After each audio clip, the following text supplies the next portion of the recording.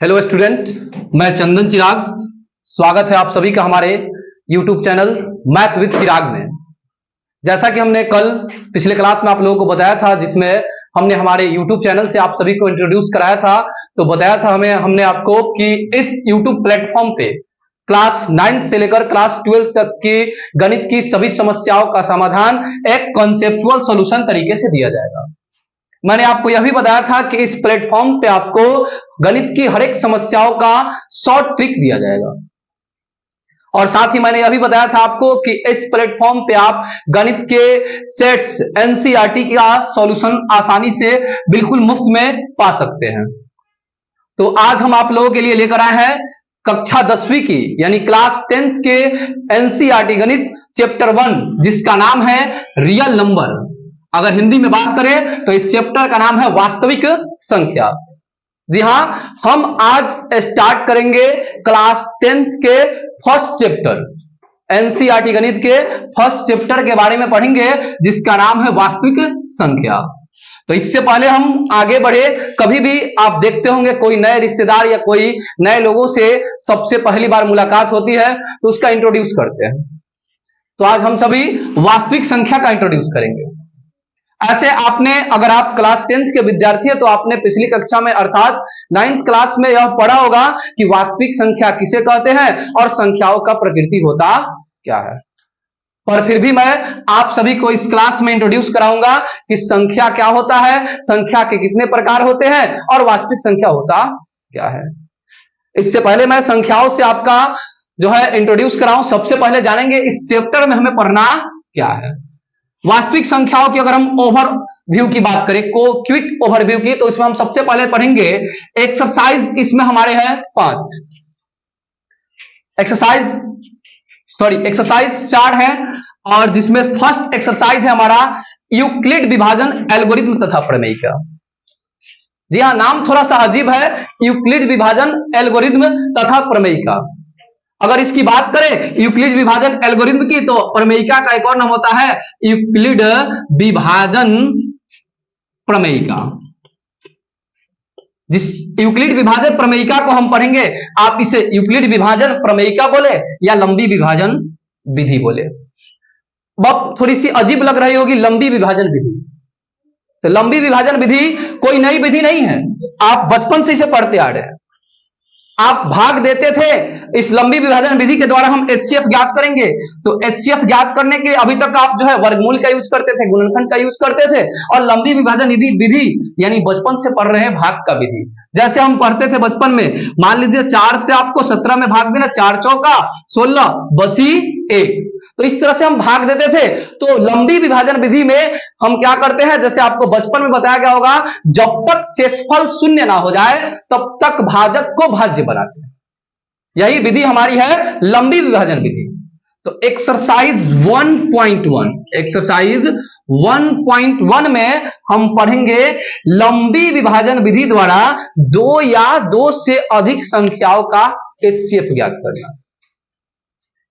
फिर हम इसी चैप्टर में जो है लंबी विभाजन विधि के लिए यूक्लिड विभाजन प्रमेयिका और यूक्लिड विभाजन एल्गोरिथम के लिए जानेंगे।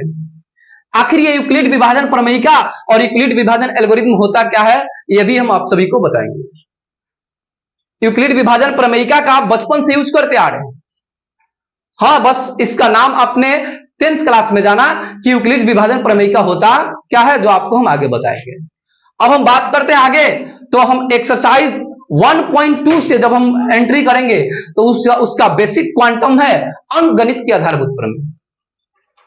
ये बुक में अंकगणित की आधारभूत प्रमेय दी हुई। अगर हम बात करें तो अंकगणित के आधारभूत प्रमेय की अगर सामान्य नाम की बात करें तो उसे बोलते हैं अभाज्य गुणन विधि। जी हाँ, अभाज्य गुणन विधि। जैसे आप वर्गमूल पढ़ते रहे, वर्गमूल पढ़े या एलसीएम टाइप का विधि पढ़ते थे, आप 8 क्लास में वर्गमूल पढ़ेंगे। जैसे 5 से 25 को लगाना, 5 पंजे 25, इस तरह से आप पढ़ते आ हुए। यह हमारा है अभाज्य गुणन विधि। अभाज्य गुणन विधि से हम एक्सरसाइज 1.2 का सॉल्यूशन करें। अगर हम बात करते हैं आगे, तो एक्सरसाइज 1.3 में हमें पढ़ना है दी गई संख्याओं को अपरिमेय, मतलब संख्या दी रहेगी और उसे अपरिमेय प्रमाणित करना है। ये हमें पढ़ना है 1.3 में। अगर बात करें 1.4 की, तो 1.4 में हम डिस्कस करेंगे ऐसी संख्याओं के बारे में जिसका दशमलव प्रसार हम ज्ञात करके बताएंगे कि दशमलव प्रसार शांत है अथवा अशांत। आपने 9th में पढ़ा है दशमलव प्रसार की प्रकृति।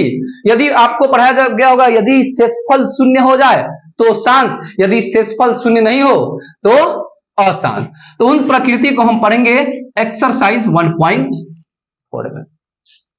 फिर से बता दूं आपको कि इस चैप्टर का फर्स्ट एक्सरसाइज जो है हम लोग पढ़ेंगे यूक्लिड विभाजन एल्गोरिथ्म तथा यूक्लिड विभाजन प्रमेयिका के द्वारा, जिसमें हम लोग पढ़ेंगे लंबी विभाजन प्रक्रिया, जिसमें हम दो संख्याओं को या दो से अधिक संख्याओं को भाग देकर उसका HCF हाईएस्ट कॉमन फैक्टर अर्थात महत्तम समवर्तक जो बचपन से पढ़ते आ रहे हैं उसे हम लोग बनाएंगे यूक्लिड विभाजन प्रमेयिका का यूज करके।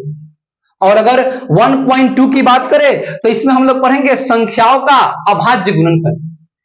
फिर 1.3 में संख्याओं का सिद्ध करेंगे, जो संख्या दी हुई है उसे सिद्ध करेंगे कि यह अपरिमेय है तो कैसे।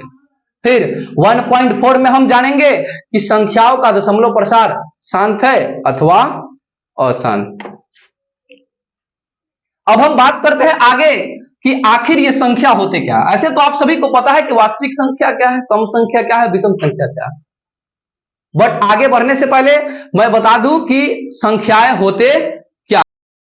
अब हम बात करते हैं पहले संख्याओं के बारे में। तो सर्वप्रथम जानेंगे हम लोग प्राकृतिक संख्या के बारे में। आखिर प्राकृतिक संख्या होता क्या है।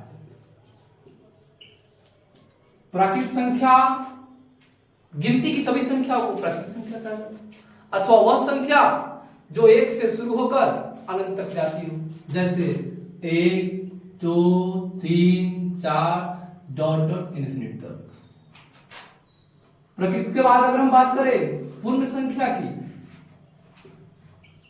तो आप बोल सकते हो गिनती की संख्या में शून्य लगाकर आरंभ करें, अथवा जो शुरू 0 से शुरू होकर अनंत तक जाती है, जैसे 0 1 2 3 4 डॉट डॉट इन्फिनिट तक। अब पूर्णांक की बात करते हैं। तो पूर्णांक संख्या जो टूटी नहीं, जो पूर्णता हो, जैसे -4 -3 -2 -1 अथवा 1 2 3 4 डॉट डॉट। अगर हम बात करते हैं, अब हम बात करेंगे इसके बाद सम संख्या की। आखिर सम संख्या क्या होती है। तो ये सब तो आपने 9th क्लास में पढ़ रखा है, लेकिन फिर भी मैं यहां बताऊंगा ताकि आगे आपको दिक्कत नहीं हो। सम संख्या जो 2 से पूर्णतः विभाजित हो जाती है, जैसे 2 4 6 8 10 डॉट डॉट। विषम संख्या की अगर बात करें तो विषम संख्या इसके जस्ट विपरीत होती है, 1 3 5 7 9, अर्थात यह 2 से विभाजित नहीं होती है। अब हम बात करेंगे परिमेय संख्या की, कि परिमेय संख्या होती क्या है। परिमेय संख्या यानी जो संख्या p/q के रूप में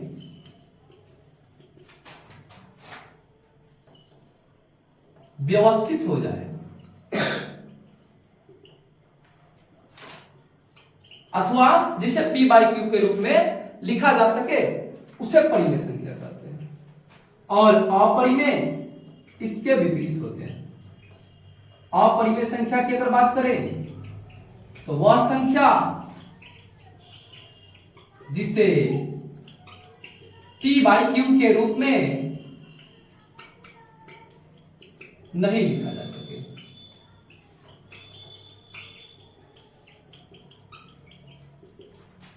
अब इस क्लास के हम मेन इंपॉर्टेंस पॉइंट्स के बारे में पढ़ेंगे, जैसे वास्तविक संख्या।